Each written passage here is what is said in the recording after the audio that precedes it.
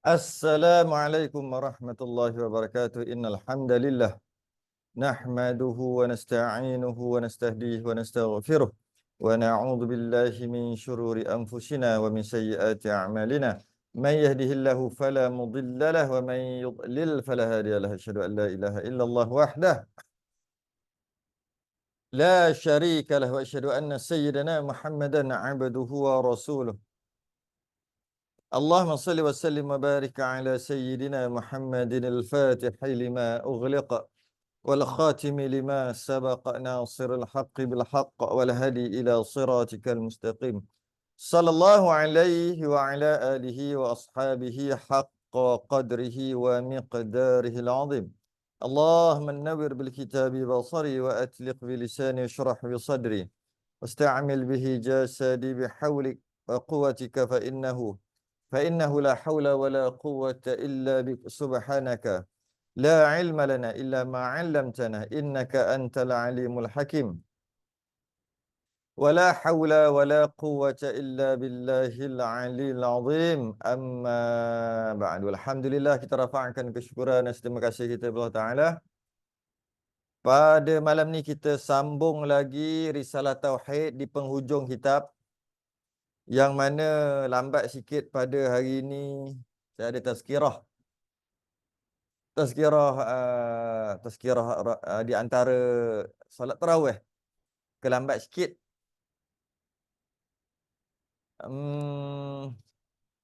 Kalau kita nak tangguhkan ke minggu hadapan untuk bulan Ramadan ni, Khamis ada dua kali je lagi. Pertama Khamis hari ni, nanti Khamis sekali lagi. Jadi kalau katalah kita akan menangguhkan, kalau kita nak tangguhkan minggu hadapan, jawabnya minggu depan tu 2 jam baru habis.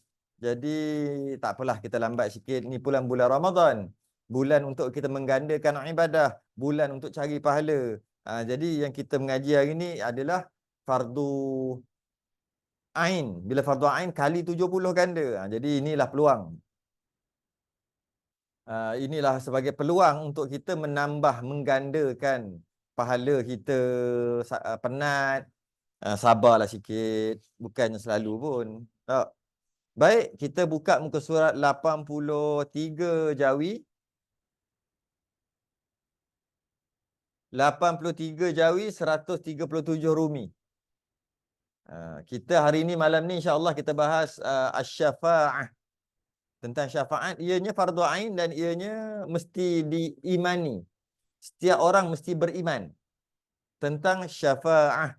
Sebagaimana dia wajib beriman tentang qada dan qadar, dia wajib beriman tentang hari kemudian, hari kiamat, wajib beriman dengan malaikat, wajib beriman dengan rasul. Begitu juga wajib beriman dengan asy-syafa'ah. Apa benda asy-syafa'ah ni? Mari kita baca.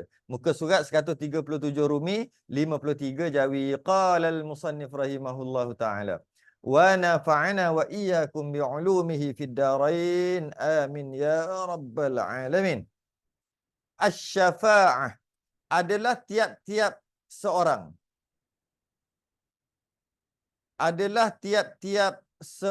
Wajib berintiqad, wajib berpegang. Setiap orang, fardu ain lah. Wajib berintiqad Rasulullah sallallahu alaihi wasallam akan memberi syafaat kepada sekalian hamba Allah pada hari kiamat kelak. Kita wajib berintiqad bahawasanya Nabi kita akan menjadi penjamin kita. Nabi kita akan menggunakan kelebihannya untuk menyelamatkan kita. Nabi kita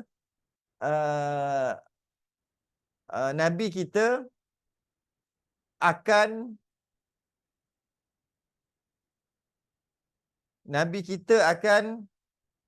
memberi kita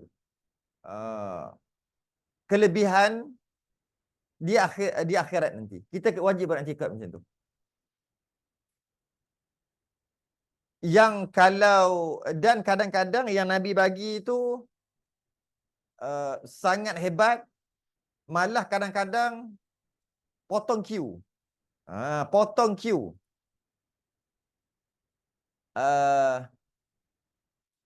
Yang kalau dekat atas dunia ni, kalau saya rasa bahasa yang agak dekat dengan syafaah adalah kabel. Kabel. Nabi akan jadi kabel kita nanti dekat kiamat. Kenapa saya kata kabel? Kenapa saya menterjemahkan yang paling dekat dengan asy-syafaah ni adalah kabel? Kenapa kata gitu? Sebab kabel-kabel ni kalau atas dunia lah kan, kadang-kadang dia potong queue. Dengan sebab dia ada kabel, orang lain tak dapat kontrak, dia dapat kontrak. Tapi salah lah atas dunia ni kabel. Kadang-kadang dia tu tak layak. Tiba-tiba sebab ada kabel jadi layak. Kadang-kadang tak sepatutnya dia dapat. Sebab dia ada kabel dia dapat. Sepatutnya dia tak dapat naik pangkat tu. Oleh kerana ada kabel dia dapat naik. Sedangkan kalau ikut kelulusan, dia tak lulus. Dia tak lulus. Dengan maksud dia tak boleh. Tak boleh untuk dapat kelebihan itu di atas dunia. Tak dapat. Kerana kekurangan yang ada pada dia. Dia sepatutnya kalau ikut orang lain, dari sudut kerja ni, pemalas dan sebagainya, buat hal, buat masalah, dari sudut secara umumnya, dia ni kena buang kerja dah. Dia ni kena buang kerja dah. Tapi oleh sebab CEO tu, pakcik dia, kabel besar, maka orang tak buang. Orang tak buang. Dia kerja. Kalau nak kira, dia kena buang lah. Macam itulah, nampak? Itulah yang paling dekat sekali, iaitu kabel. Kabel adalah yang paling dekat sekali dengan makna syafaah.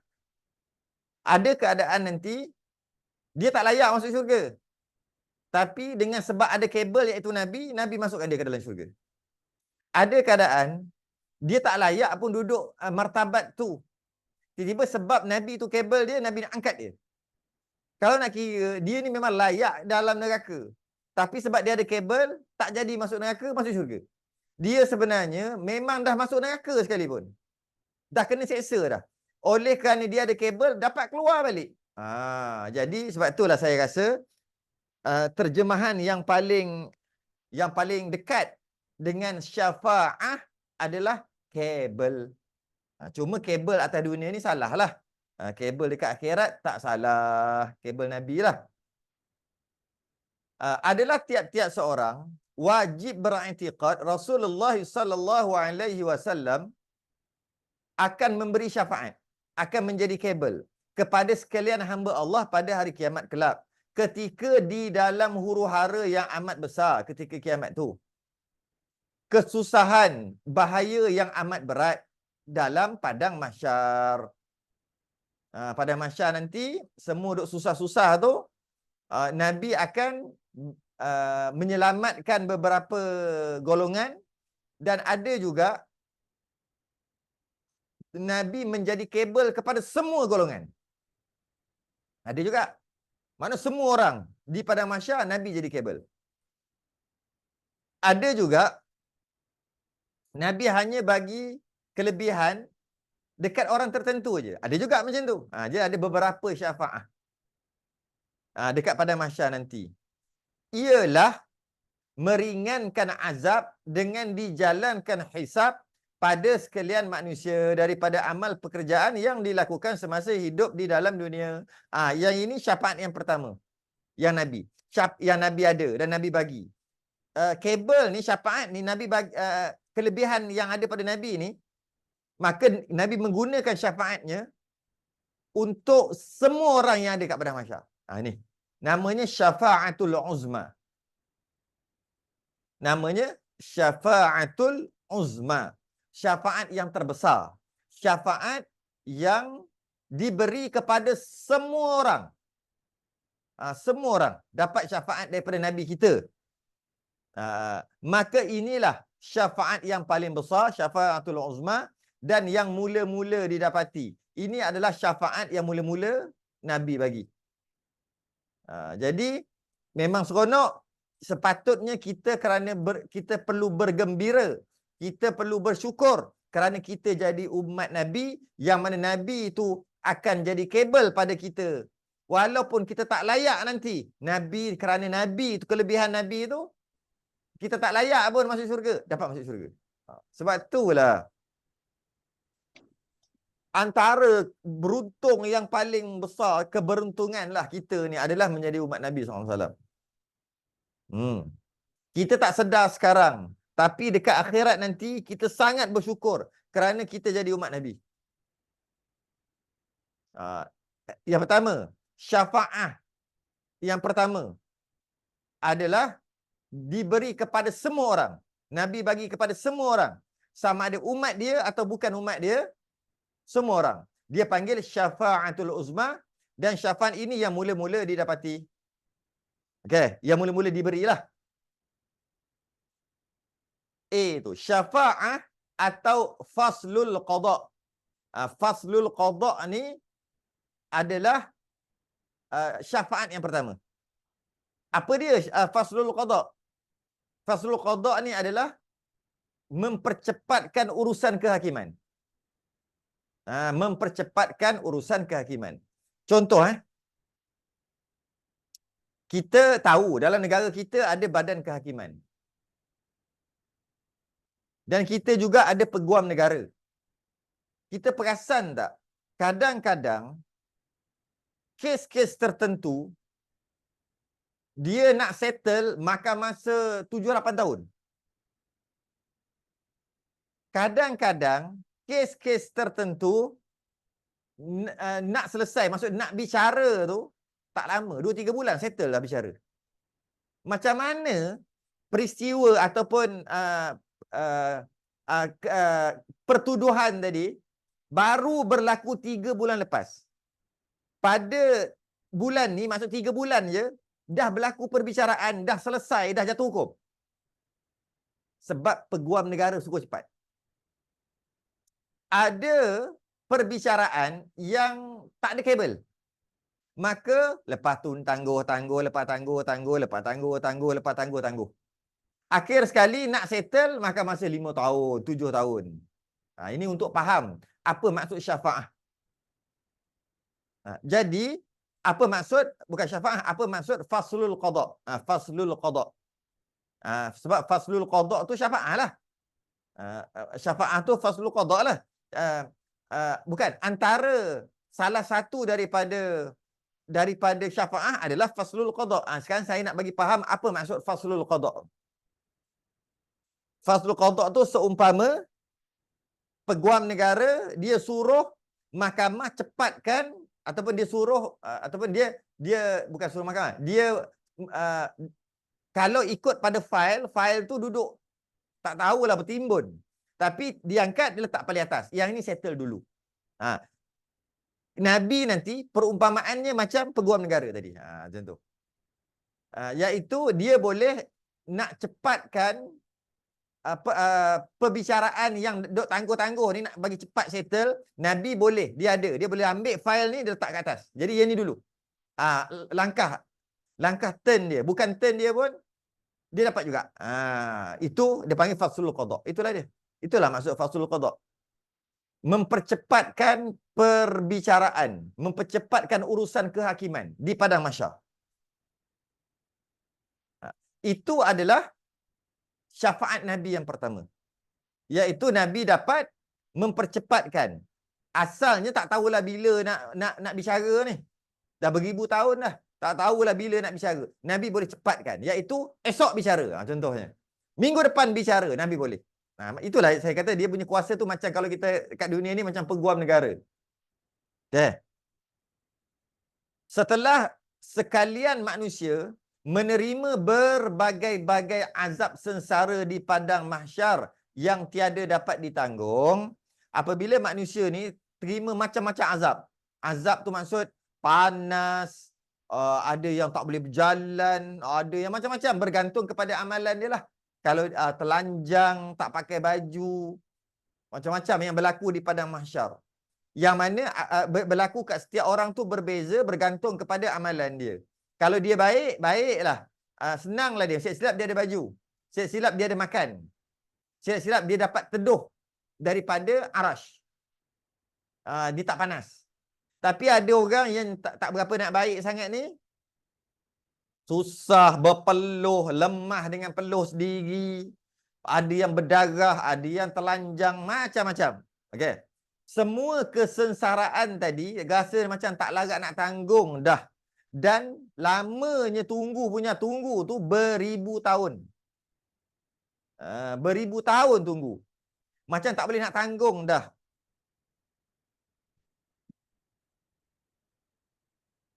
Yang selalu ayat yang saya baca lah. Yarawnaha lam yalbathu illa ashiyatan aw duhaha. Kalau dibuat perbandingan, dia menunggu perbicaraan ni, duk tunggu perbicaraan, sehinggalah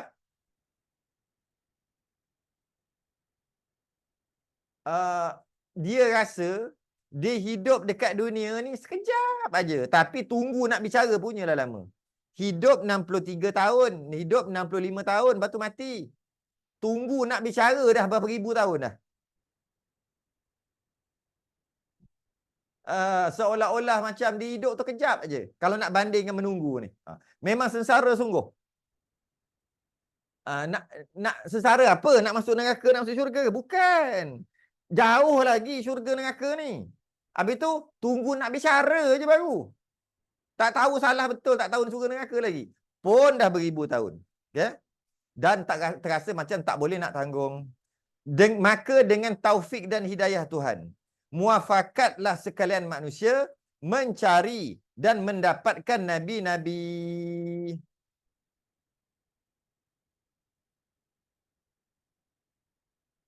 Sebagaimana di bawah adalah nanti. Jadi pada dah lama sangat tu, lama tunggu. Dah tak larat nak tunggu dah. Dah sengsara sangat dah. Penantian satu penyiksaan. Malah ada orang yang dia minta doa, ya Allah ya Tuhanku, kalau aku masuk neraka kau masuklah sekarang, tak larat nak tunggu dah. Sampai macam tu sekali. Kalau aku masuk syurga kau cepatkanlah aku masuk syurga, tapi kalau neraka pun neraka lah, janji aku tak nak tunggu dah. Nak bagi tahu terseksanya menunggu tadi. Kalau dah confirm masuk neraka, dia katalah, kalau dah confirm masuk neraka senang. Dah confirm masuk neraka. Sekarang ni nak kata neraka pun tak tahu, syurga pun tak tahu, duk menunggu. Dia jadi macam penyiksaan. Padahal dia tak tahu masuk neraka lagi teruk. Kemudian Allah bagi dengan taufik dan hidayah, Allah bagi ilham. Allah bagi ilham, muafakatlah sekalian manusia, semua yang duk tunggu tak larat nak tunggu ni berpakat mencari dan mendapatkan nabi-nabi. Macam inilah Allah apa? Allah bagi ilham setelah lama mauqif, dia panggil. Setelah lama menunggu, berdiri menunggu dekat padang mahsyar, Allah campakkan ilham untuk pergi kepada Abul Bashar, bapa segala manusia. Buat apa jumpa dia? Sebagai perantaraan untuk mohon pada Allah. Sebab nak memohon pada Allah tak boleh direct. Tak layak. Maka kena ada orang yang dekat dengan Allah.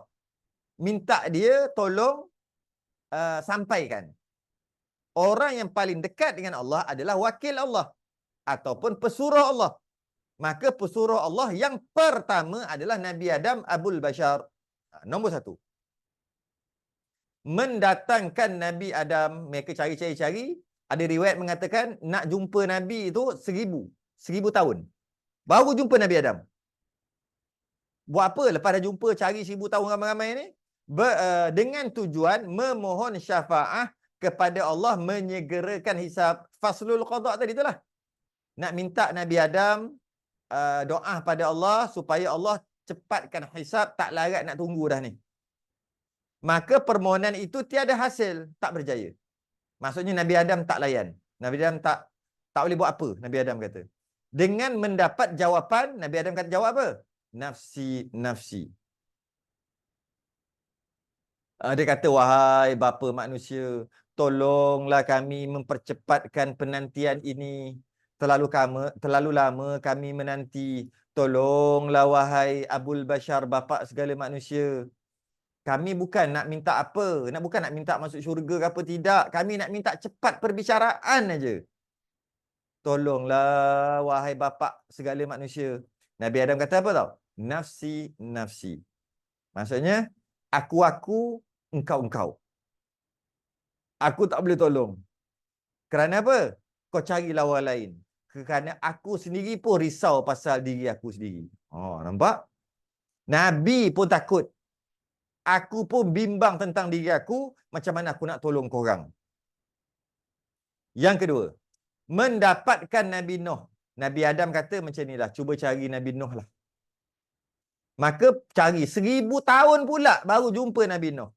Dengan tujuan yang sama. Sebagaimana yang tersebut iaitu nak suruh cepatkan perbicaraan.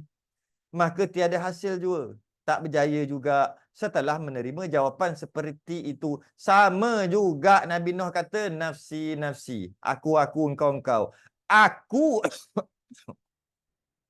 Aku pun risau pasal diri aku sendiri. Tak sempat nak fikir pasal orang lain. Kemudian kau cuba cari Nabi Ibrahim lah. Maka mendapatkan Nabi Ibrahim. Pergi cari-cari lepas 1000 tahun jumpa Nabi Ibrahim. Demikian juga tiada hasil seperti yang tersebut. Nama juga Nabi Ibrahim kata, minta maaf banyak-banyak. Nafsi, nafsi, aku, engkau. Aku pun risau pasal diri aku sendiri. Kemudian Nabi Ibrahim kata, cuba cari Nabi Musa alaihissalam. Takut-takut dia boleh tolong. 1000 tahun duk cari Nabi Musa baru jumpa. Maka tiada jua hasil permohonan. Nabi Musa pun sorry lah. Sorry to say lah. Aku, engkau. Nafsi, nafsi. Tak berjaya juga. Nabi Musa kata cuba cari Nabi Isa. Manalah tahu dapat tolong. Cari-cari 1000 tahun selepas itu jumpa pula Nabi. Mendapatkan Nabi Isa. Memohon syafaat. Tanya Nabi Isa. Nabi Isa kata, maka tidak didapati jua hasil. Nafsi, nafsi, aku, engkau. Aku risau pasal diri aku sendiri. Ramai orang duk sembah aku ni, kata Nabi Isa. Sedangkan aku bukan Tuhan, tapi orang duk sembah aku. Aku pun jadi risau. Habis tu macam mana? Kau cuba cari Rasul akhir zaman. Pada akhirnya, mereka itu mendapatkan junjungan kita, Nabi Muhammad sallallahu alaihi wasallam. Baharulah hasil syafaat daripadanya memohon kepada Tuhan, menyegerakan hisab. Jadi Nabi bila kata kat Nabi Muhammad, Nabi kata, ya, aku tahu, itu akulah orangnya. Nabi kata, akulah orangnya. Nabi pun sujud dan berdoa pada Allah supaya menyegerakan hisab, kiraan timbang dan sebagainya segera. Maka Allah kata, angkat kepalamu ya Muhammad, maka disegerakan hisab. Disegerakan perbicaraan. Itu dipanggil syafa'atul uzma. Nabi guna syafaat kabel dia tadi tu yang pertama. Menyegerakan hisab atas amalan dan pekerjaan sekalian manusia. Itulah dia faslul qada. Yang menariknya lagi, kalau ikut turn, umat Nabi Adam dululah yang bicara. Malah jin-jin dulu yang bicara, sebab sebelum ada Nabi Adam, jin dulu banyak buat kerosakan. Tapi oleh kerana hebatnya atau tingginya Nabi kita ni, maka Nabi kita guna syafaat yang kedua, iaitu yang bicara dulu umat dia, iaitu kita. Bukan umat Nabi Adam, bukan umat Nabi-Nabi yang terdahulu. Potong queue. Kita dapat potong queue. Nabi bagi syafaat hanya untuk umat dia. Bicara dulu. Jadi maknanya kita adalah umat yang terakhir, tapi kita adalah umat yang pertama dibicarakan. Itu hebat Nabi kita. Untung kita jadi umat Nabi SAW. Kena rasa untung macam tu. Kena rasa sekarang rasa untung macam tu. Jadi umat Nabi. Kemudian, jenis syafaat pula yang Nabi bagi ni kan, ataupun bukan, yang jenis syafaat-syafaat yang ada di padang mahsyar adalah syafaat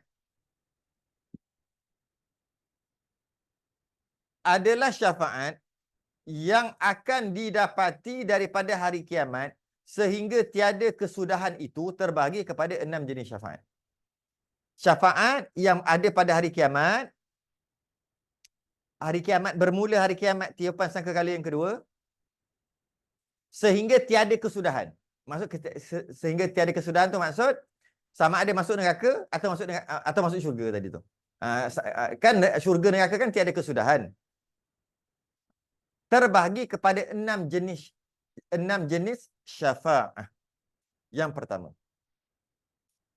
pertama syafaat menyegerakan hisab di padang mahsyar, faslul qada. Yang tadi itulah. Itu adalah satu jenis syafaat yang ada di padang mahsyar di hari kiamat. Ada. Satu. Yang hanya ada pada Nabi kita sahaja. Ada pada Nabi kita sahaja. Yang ini, faslul qada ni. Nabi-Nabi yang lain, tak ada. Yang kedua, syafaat menambah pangkat ahli-ahli di dalam syurga.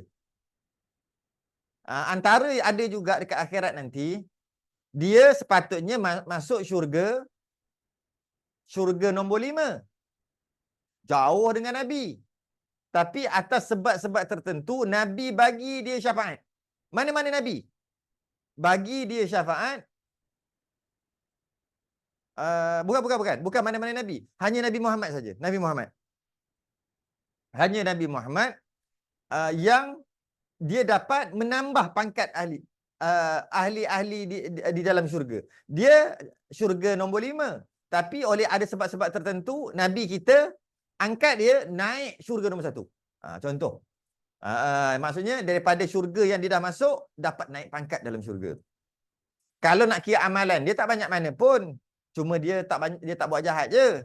Jadi dia dapatlah masuk syurga yang kelima. Tapi dengan sebab kabel dia besar, Nabi ambil dia masuk syurga Firdaus nombor 1. Itu contoh. Yang ketiga, syafaat meringankan azab daripada orang yang mustahak diazab. Maksudnya, syafaat meringankan azab. Maksudnya, dia kena azab dalam neraka. Yang mana, kenapa dia kena azab? Daripada orang yang mustahak diazab. Mustahak tu maksud, orang yang mustahak, dia berasal daripada perkataan hak. Berhak. Jadi, syafaat yang ketiga adalah, dia kena azab dengan dosa-dosa yang dia buat. Tapi, bukan, dia berhak terima azab berat macam tu. Neraka yang dia masuk tu memang berhak dia terima. Azab yang dia terima tu memang berhak dia terima sebab dia memang banyak buat salah. Tapi dia menerima azab yang ringan aja. Azab juga tapi ringan. Walaupun dosa dia banyak. Kenapa? Kerana dia ada kabel. Kabel dia Nabi. Tak boleh keluar neraka, cuma ringan. Antara yang masyhur adalah Abu Lahab. Dia ringan sikit. Tapi riwayat ni riwayat yang diperselisihkan, ada yang ulama kata dhaif lah. Cuma dia masyhur. Abu Lahab dia sepatut terima ujian atau dia terima seksaan yang teruk, tapi dia kurang sikit. Tapi seksa juga, bukan keluar neraka pun. Abu Lahab pakcik Nabi. Kerana dia bergembira. Kerana dia malah membebaskan Suhaibah, membebaskan seorang hamba perempuan kerana seronok Nabi lahir. Dan dia suruh pula pergi jaga, pergi ke Aminah tu jaga. Tu cucu aku tu, kata Abu Lahab sebelum jadi musuh lah. Oleh kerana dia bergembira, dia riwayat dhaif lah. Riwayat dhaif mengatakan diringankan sedikit azab Abu Lahab. Sikit aja, tapi azab tetap azab. Yang mana ringan tu, kalau dipakaikan selipar besi neraka, Menggelegak kepala otak. Dalam riwayat yang tu ada sebahagian ulama dia tak terima. Tak kisahlah. Tak terima pun tak apa. Cuma dia riwayat tu dhaif lah. Cuma nak bagi tahu, ada orang yang sepatutnya kena azab teruk tapi tak teruk. Itu. Yang ketiga. Yang keempat, syafaah. Yang keempat, syafaah memasukkan sesuatu kaum ke syurga dengan tiada hisab. Boleh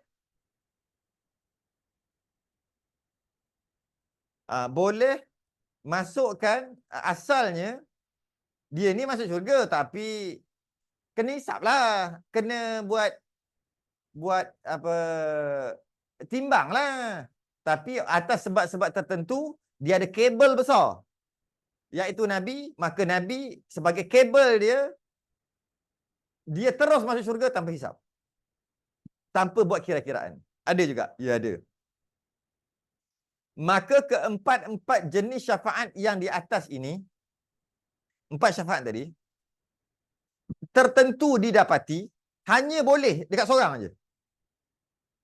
Siapa? Daripada Nabi Muhammad sallallahu alaihi wasallam.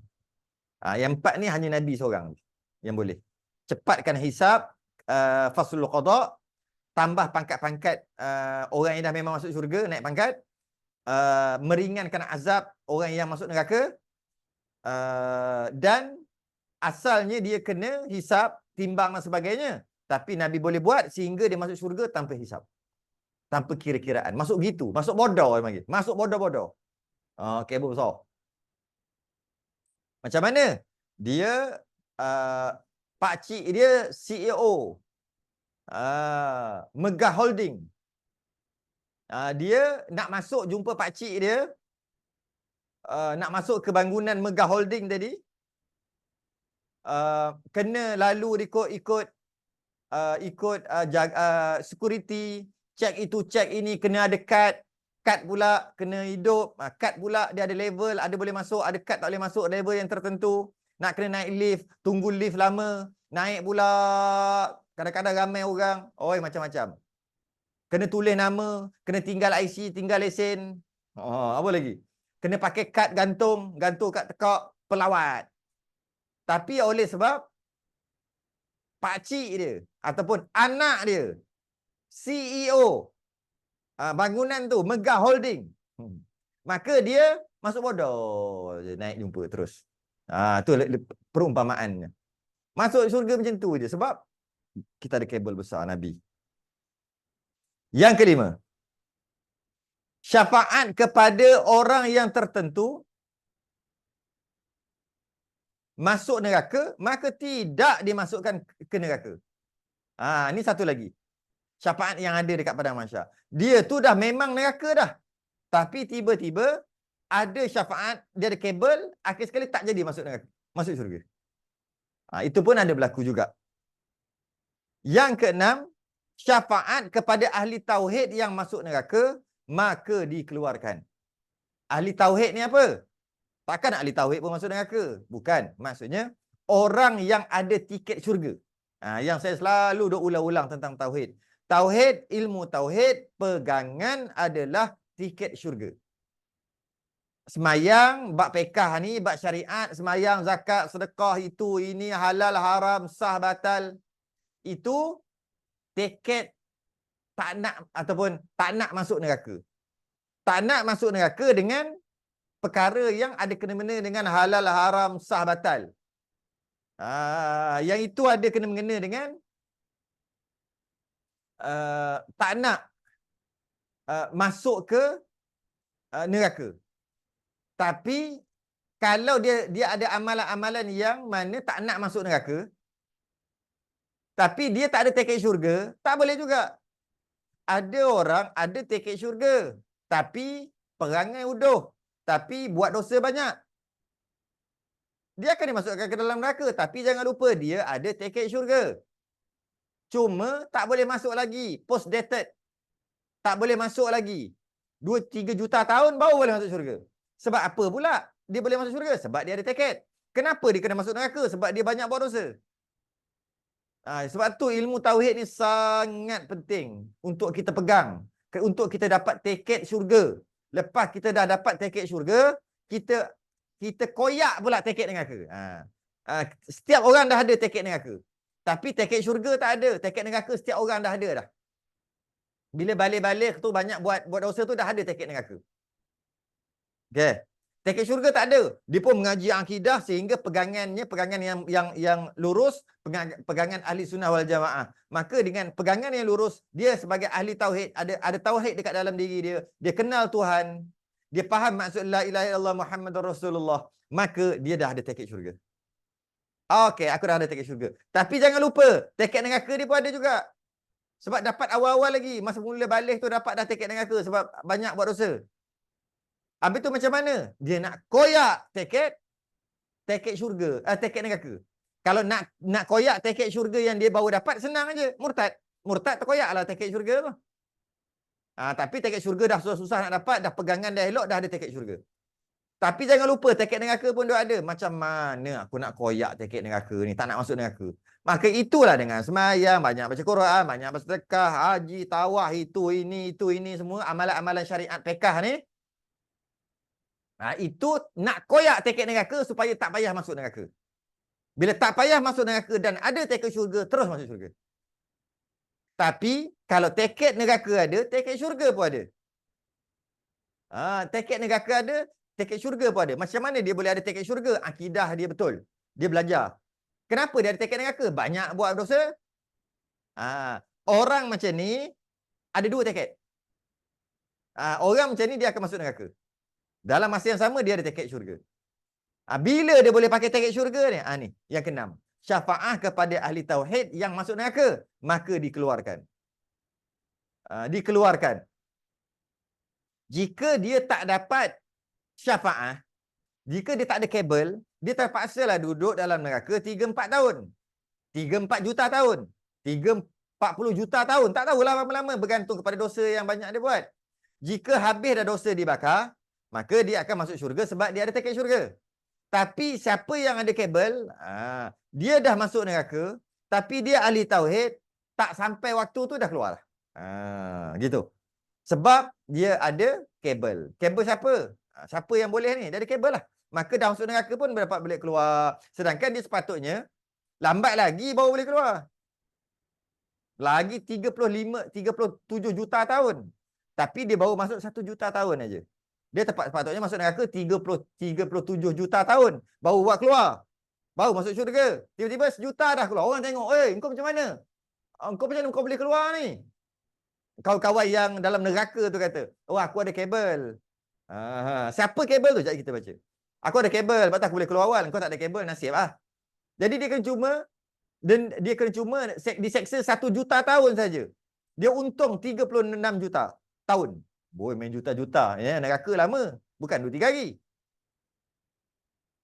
Sebab dia ada tiket syurga. Macam mana nak dapat tiket syurga? Dia ahli tauhid. Apa maksud ahli tauhid? Dia ada akidah yang benar. Macam mana nak dapat akidah yang benar? Dia ada belajar tauhid.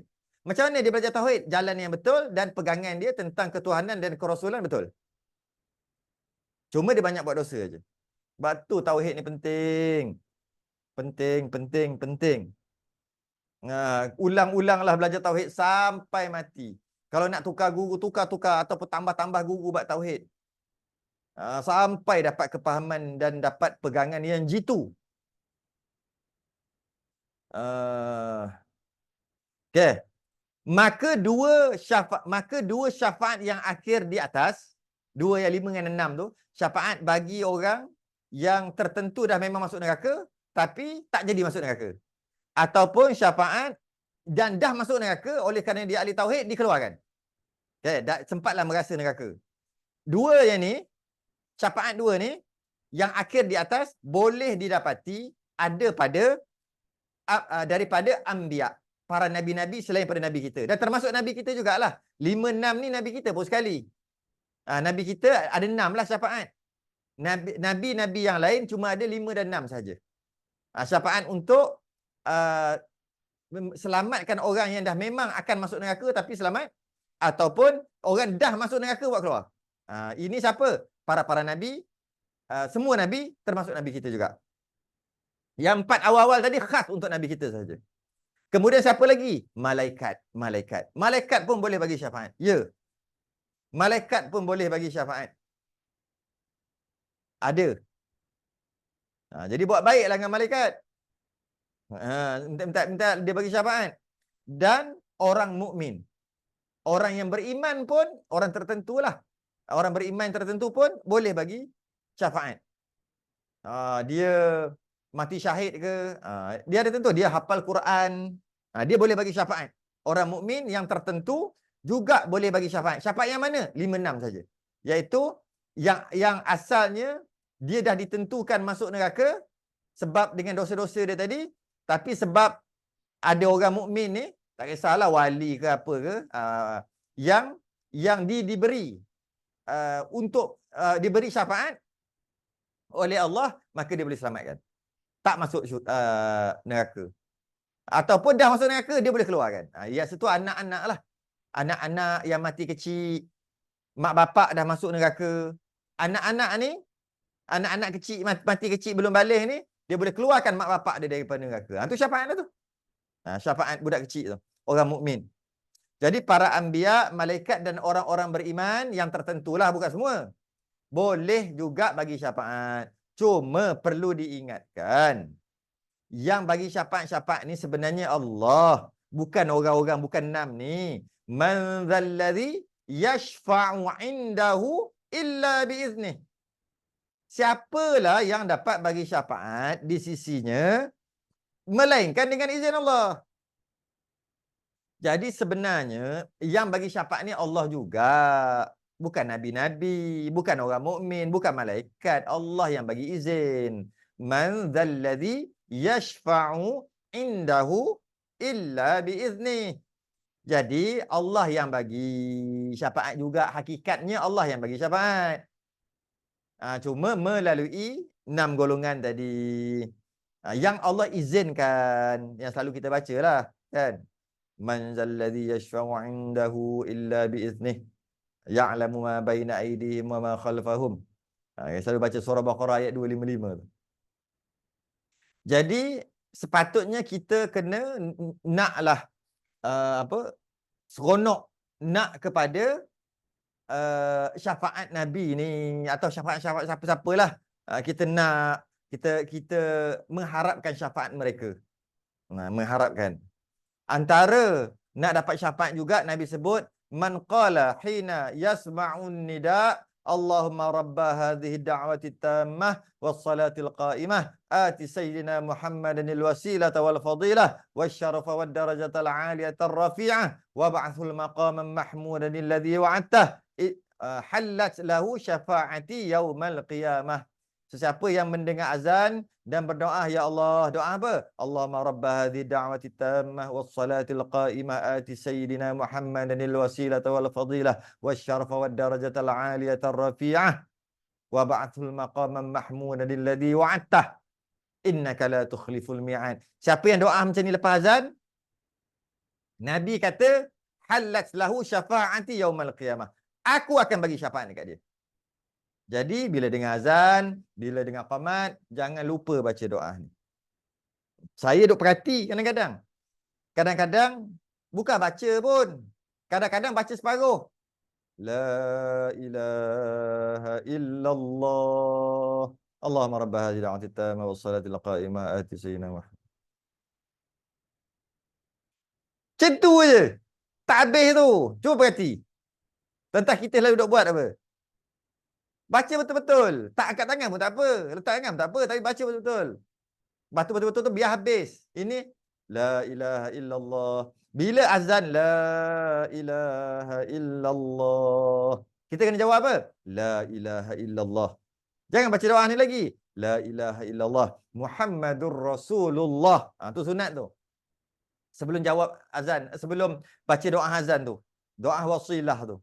La ilaha illallah la ilaha illallah Muhammadur Rasulullah sallallahu alaihi wasallam. Allahumma rabba hadhihi da'wati tammah wassalatil qa'imah ati sayyidina Muhammadanil wasilata wal fadilah wasyarafa wad darajatal 'aliyatar rafi'ah wa ba'thul maqaman mahmudan alladhi wa'adtah. Sampai situ pun boleh, sambung pun boleh. Innaka la tukhliful mi'ad. Bacalah. Macam tu juga komat. Cuba perhati. Bila komat je, Allah masyhadu la ilaha illallah syahadu anna Muhammadar Rasulullah. Tu. La ilaha illallah. La ilaha illallah Muhammad. Istawa tadi luruskan dan rapatkan suara. Tak baca apa benda ke? Baca sikit langsung tak baca ke apa tahu ke? Kalau baca lama, maksudnya lama juga. Tengah-tengah betulkan solat la ilaha illallah Muhammadur Rasulullah sallallahu alaihi wasallam Allahumma rabb hadhihi da'wati tammah was salatil qa'imah. Iman dah takbir dah biasanya tu. Tapi kita tak itu. Ya kedok baca. Baca betul-betul lah qabat dan azan dua-dua. Kalau pelik angkat tangan tak payahlah angkat tangan. La ilaha illallah Muhammadur Rasulullah sallallahu. Orang sebelah dah usolli dah, biarkan dia. Allahumma rabb hadhihi da'wati tammah was salatil qa'imah ati sayyidina. Allahu akbar. Biarkan. Ati sayyidina Muhammad wasiyatu wal syarfa wad darajatul aliyatur rafi'ah wa biar dia orang. Habis baca lepas tu terus takbir. Allahu akbar. Dapat masih lagi dapat takbiratul ula. Sebab nak jawab ni. Sebab kadang-kadang imam pun tak baca. Baca tapi macam tadi lah Allahumma rabb hadhihi da'wati tammah was salatil qa'imah. Benda tau. Bukan baca pun macam mula-mula je bunyi. Cuba tak baca perhati, cuba perhati. Baca betul-betul. Sebab kita nak syafaat Nabi. Nah, supaya kita doakan Nabi dapat satu maqam namanya maqam Mahmud, maqam yang terpuji. Bila Nabi dapat maqam Mahmud, maqam yang terpuji, Nabi kata siapa doakan aku untuk dapat maqam yang terpuji, aku akan jadi kabel dia dekat akhirat nanti. Kita baca sikit lagi. Nak cukupkan sejam. Yang ini pun kesimpulan aja. Wa asyhadu anna Muhammadar Rasulullah. Wa asyhadu anna Muhammadar Rasulullah.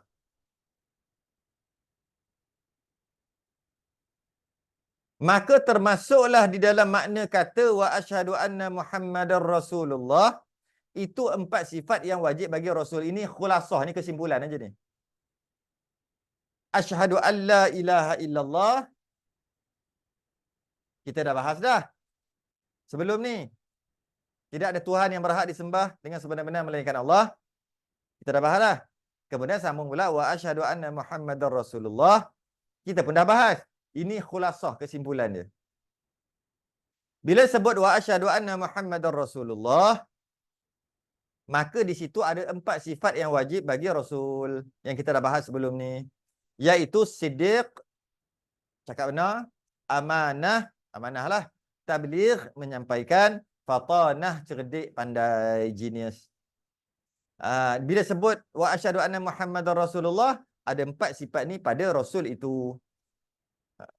Dan lawannya iaitu yang tak ada pada Rasul, mustahil ada pada Rasul. 4 sifat jugalah lawan daripada tadi, iaitu dusta lawan pada siddiq, khianat lawan pada amanah, tabligh lawan kepada menyembunyikan, bodoh lawan kepada fatanah. Mustahil. Mustahil.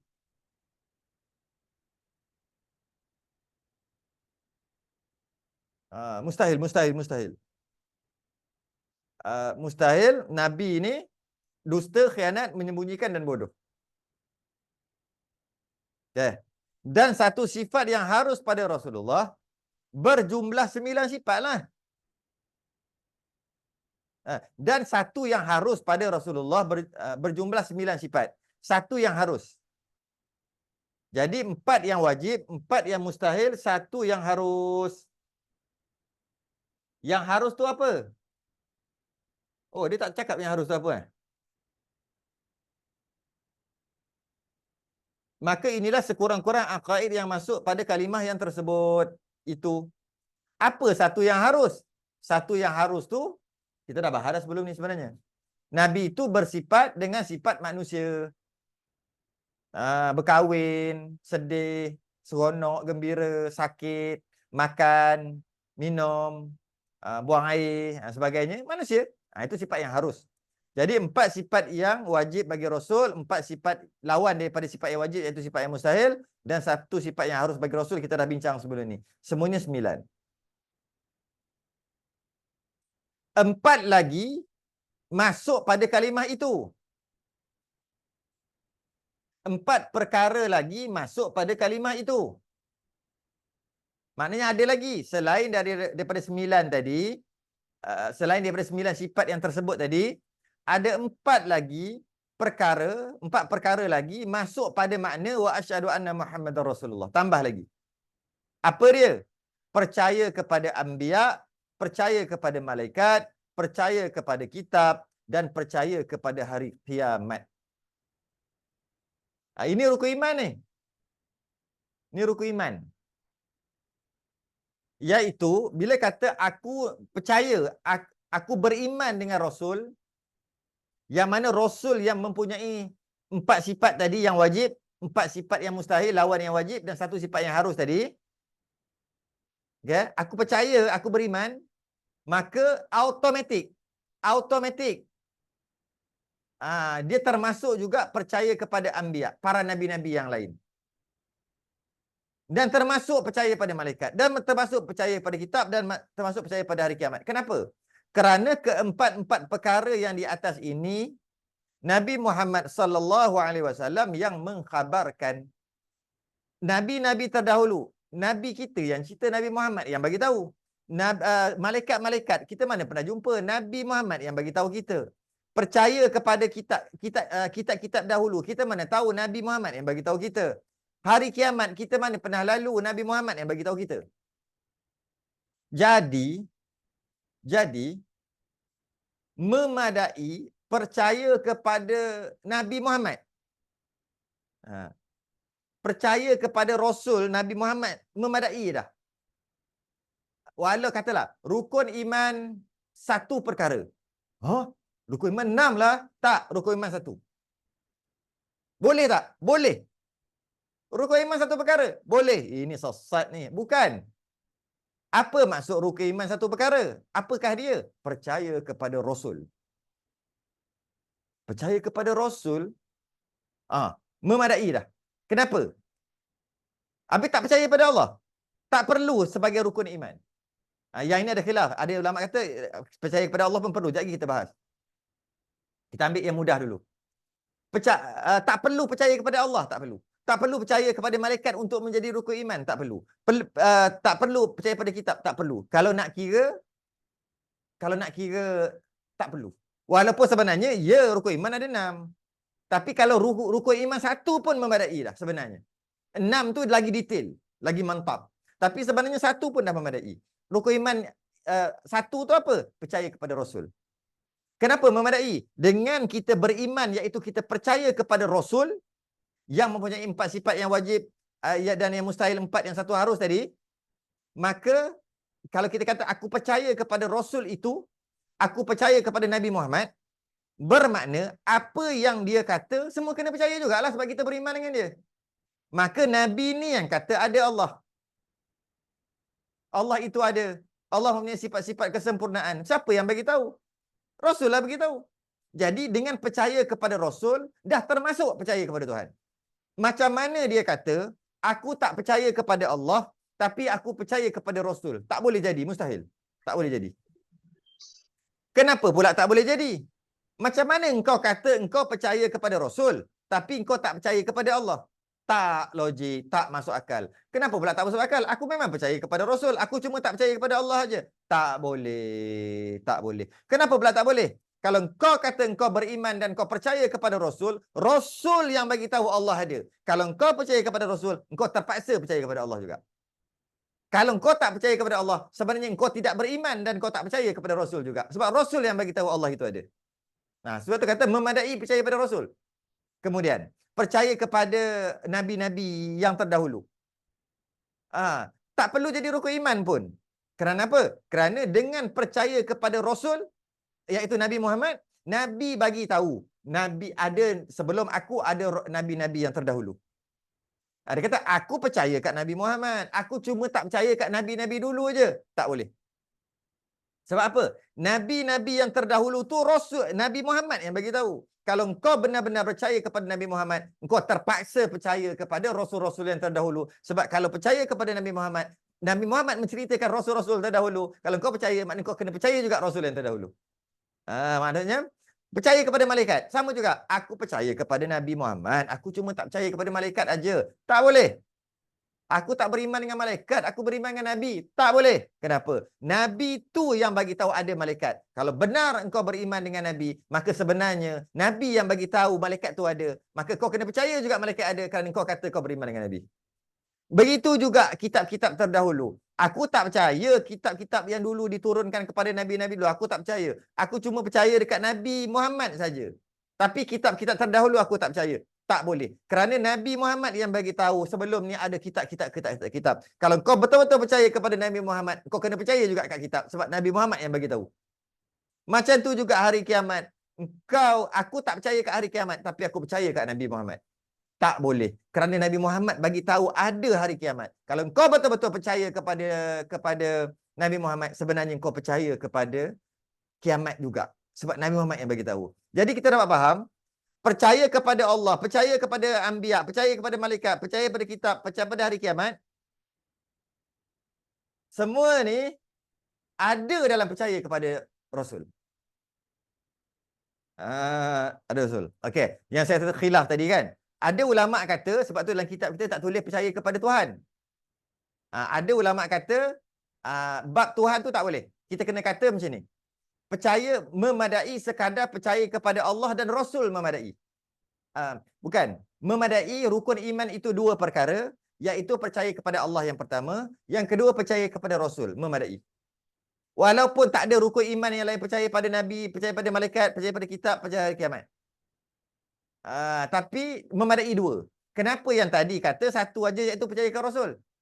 Yang ini dikata tak boleh. Kena kata percaya kepada Tuhan dan percaya kepada Rasul. Dua, minimum. Kenapa? Kerana sebenarnya akal yang sejahtera, akal yang sihat, akal yang baik,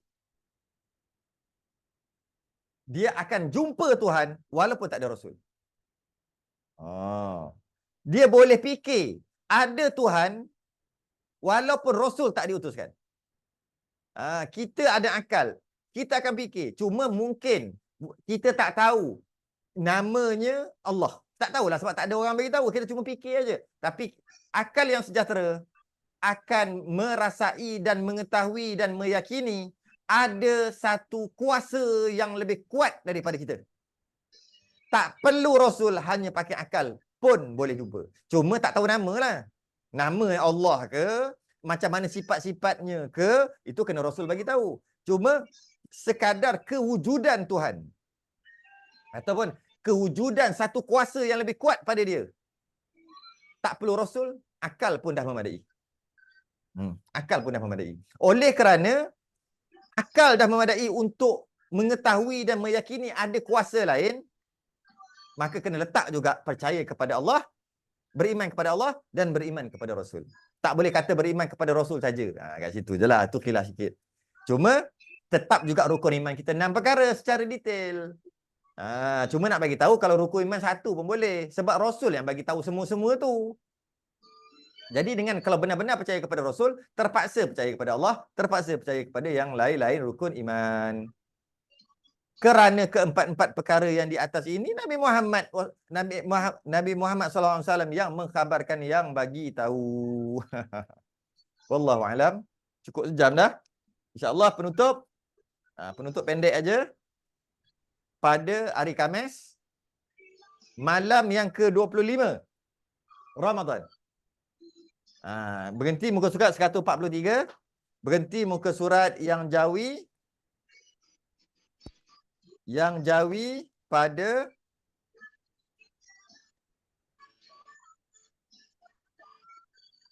muka surat 85. Khatimah penutup. Dah penutup dah habis. Dah habis dah. Dah sejam lebih dah. Jadi akan datang, sebab tu saya mulakan juga walaupun lewat. Dekat pukul 12 lah. Kalau minggu depan, sebab saya ada kuliah tazkirah tadi, tarawih tadi. Kalau kita kita nak khatamkan juga minggu depan hari Khamis. Silap 2 jam lebih. Silap 2 jam. Jadi oleh sebab tu saya tak apalah, hari ni pun okey jugalah. Tak apalah lambat sikit pun. Supaya nanti hari Khamis depan jatuh pada malam 25. Kalau cek pada amalan ulama-ulama terdahulu, tahun ni sama ada 25 atau 27 malam Al-Qadar. Kena kita khatam 25 tu kena malam Al-Qadar. Allah, ya Allah, ya Allah, ya Allah. Tauhid pula, khatam pula. Sebab itulah saya asalnya dah batal lah malam ni. Yang ni. Saya on balik. Tak apa, sabar sikitlah, penat-penat ni. Kena teran dah ni. Kena teran dah. Biasa cakap walaupun pitching tinggi tak payah teran. Ni kena teran dah. Maknanya dah habis dah. Habis ring dah. Tapi tak apa. Semangat. Semangat Al-Qadar, malam Al-Qadar. Jadi kita akan khatam dah. Saya cuba usahalah sekarang ni. Saya sedang saya ambil bukan kitab ni. Yang ni yang Jawi. Saya sebutlah setiap minggu saya sebut. Yang Jawi ni saya rumikan sendiri dan dah siap dah dalam proses dah. Dan saya nak buat besar ni je lah. Besar ni nanti saya tak tulis apa-apa pun. Nanti saya tengoklah saya nak buat nota kaki ke apa. Kemudian kalau dalam yang lama-lama biasanya, kalau kita tengok macam tu je lah tajuk. Saya akan letak macam biasa QR code. Saya letak QR code kat sini, scan, boleh tengok penjelasan tentang muka surat tu yang kita duk bincang selama setahun ke berapa tahun, 2 tahun ke berapa tahun lah kita bincang dalam ni kan. Jadi ada mudah. Jadi saya cetak nanti hitam putih je lah, kecil je. Jadi kalau baca balik, ingat boleh scan. Tap, scan, keluar balik video tentang penerangan. Yang inilah. Yang kita duduk setiap hari Khamis ni. Mudah-mudahan lah, mudah-mudahan berjaya lah saya buat. Habiskan saya nak siapkan bulan Ramadan, nanti saya cetak. Nanti boleh belilah. Saya buat hitam putih kecil je. Sebab semua dah ada dah. Dalam ni ada semua sama je. Saya bukannya karang ataupun buat syarahan, bukan pun. Cuma nak letak QR code tu je. Kalau nak buat syarahan, ya Allah, jadi tebal kita ni. Dan jadi penat lah pula. Panjanglah ceritanya. Panjanglah masanya, setahun lah pula. Jadi tak ada, cuma daripada Jawi nak pergi buat ke Rumi dan letak QR code. Lepas tu letaklah nota kaki sikit. Nanti kalau boleh buat collection, beli. Sebab dah khatam dah, buat apa beli. Ada. Jadi kalau rasa 2, 3, 4, 5 tahun lagi, rasa macam mana lupa dah ni. Ambil scan, tag. Oh, ingat dah. Macam tu je lah. Padahal boleh je search kat YouTube. Ni memudahkan saja, memudahkan. Wallahualam. InsyaAllah kita khatam pada hari Khamis depan, jika murah rezeki, panjang umur. Mudah-mudahan kita sudah yang tasbih kafarah dan suratul subhanakallahumma hamdik asyhadu an la ilaha illa anta astaghfiruka wa atubu ilaik. Assalamualaikum warahmatullahi wabarakatuh. Waalaikumsalam. Terima kasih Ustaz. Sama.